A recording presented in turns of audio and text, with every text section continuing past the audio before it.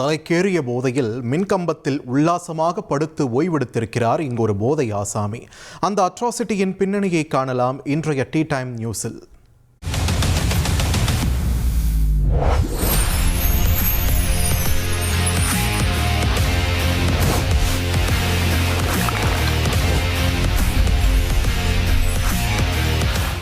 அருண், சொல்லு கவிதா. ஒரு மனுஷன் நிம்மதியா எங்க தூங்குவாங்க?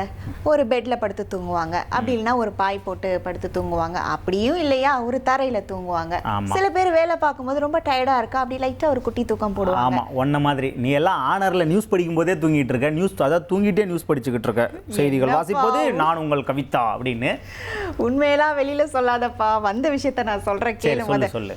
இந்த மாதிரிலாம் தூங்கி நான் பார்த்திருக்கேன். ஆனா இங்க ஒரு மனுஷன் தூங்குறத பார்த்து நான் ரொம்ப அப்படி வியப்பா பார்க்க ஆரம்பிச்சிட்டேன். வியப்பா பார்க்க ஆரம்பிச்சிட்டியா? அப்படி எங்க ஒரு படுத்து தூங்குனாரு? அத நாளா சொன்னா நல்லா இருக்காது, கொஞ்சம் வீடியோவை பாரு.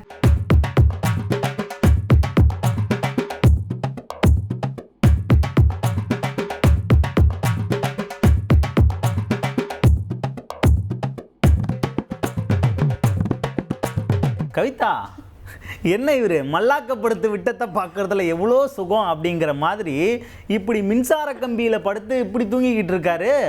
சொச்சோ, மாட்டுனா பொடிக்கு புகையில சிக்குமா அப்படிங்கிற மாதிரி அதில் எல்லாம் கரண்ட்டு பாஸ் ஆகியிருந்தாருன்னா எலும்பு கூட மிஞ்சிருக்காது, அப்படியே தூள் தூளாக பீஸ் பீஸாக கறியாகிருப்பாரு.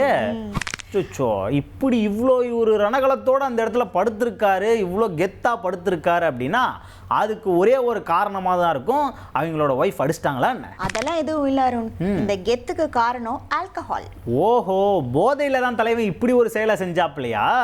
எந்த ஊர்ல நடந்துச்சு இது? இது உத்தரப்பிரதேச மாநிலம் மகாராஜ்கஞ்ச் அப்படிங்கிற பகுதியில தான் நடந்திருக்கு. அவர் என்ன நினைச்சாருன்னு தெரியல, மது போதையில அவர் பாட்டுக்கு கடகடன் மேல ஏறி போய் படுத்து தூங்கிட்டாரு. கீழே இருக்கிறவங்களுக்கு எல்லாம் எதுவுமே தெரியல, என்னடா இவரு மேல இப்படி இருக்காரு அப்படின்னு சொல்லி பார்த்துட்டே இருந்திருக்காங்க. அப்புறம் பொதுமக்கள்லாம் காவல்துறையினருக்கும் தீயணைப்பு துறையினருக்கும் தகவல் கொடுத்திருக்காங்க. சார், இப்படி ஒரு மனுஷன் மேல படுத்திருக்காரு அப்படின்னு சொல்லிட்டு. அதுக்கப்புறம் தீயணைப்பு துறையில இருந்து வந்திருக்காங்க, காவல்துறையில இருந்து வந்திருக்காங்க. அவர் ரொம்ப கஷ்டப்பட்டு கீழே இறக்கி கேட்டப்போதான் போலீஸாருக்கெல்லாம் தெரிஞ்சிச்சு மது போதையில தான் அவர் இப்படி படுத்திருக்காரு அப்படின்னு சொல்லிட்டு. அப்புறம் போலீஸார் என்ன பண்ணாங்கன்னா, அப்பா தம்பி இப்படிலாம் படுக்க கூடாது, இந்த மாதிரிலாம் பண்ணக்கூடாது அப்படின்னு சொல்லி அறிவுரை சொல்லி பெற்றோரோட சேர்த்து அனுப்பிச்சு வச்சுட்டாங்க. அதே மாதிரி இவர் மேலே ஏறும்போது சுதாரிச்சுட்டு அந்த கரண்ட் ஆஃப் பண்ணிட்டாங்க. அதனாலதான் இவர் உயிர் தப்பிச்சிட்டாரு. இல்லைன்னா மேலே ஏறினவர் கீழே இறங்கி இருக்கவே மாட்டார்.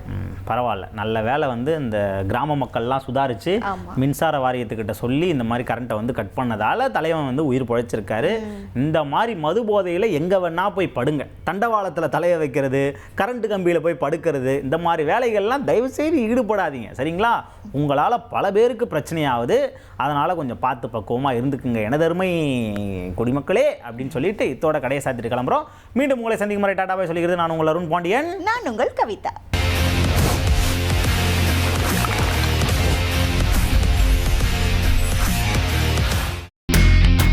இனி செல்லும் இடமெல்லாம் செய்தி. தந்தி டிவியின் வாட்ஸ்அப் சேனலை ஃபாலோ பண்ணினா செல்ல இருக்கும் இடமெல்லாம் செய்தி. இதோ QR கோட், இப்பவே ஸ்கேன் பண்ணுங்க, ஃபாலோ பண்ணுங்க.